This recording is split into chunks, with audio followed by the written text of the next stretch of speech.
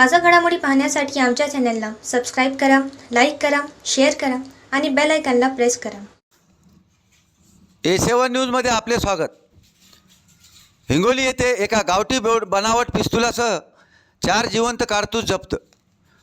स्थानिक गुन्हे शाखेच्या पथकाची कामगिरी.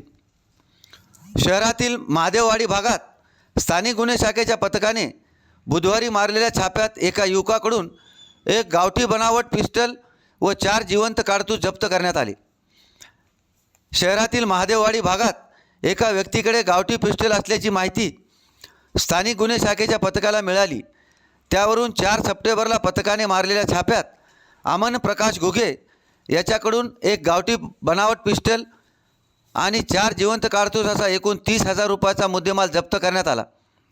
या प्रकरणी स्थानिक गुन्हे शाखेचे पोलीस निरीक्षक विक्रम विठुबोने यांनी दिलेल्या फिर्यादीवरून हिंगोली शहर पोलिसात अमन प्रकाश घुगे याच्यावर भारतीय हत्यार कायद्याने गुन्हा दाखल करून त्याला ताब्यात घेतले.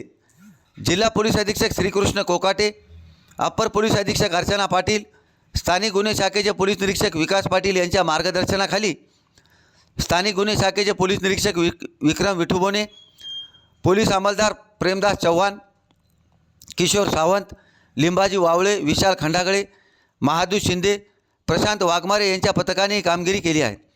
A7 न्यूजसाठी अनिस अहमद, हिंगोली.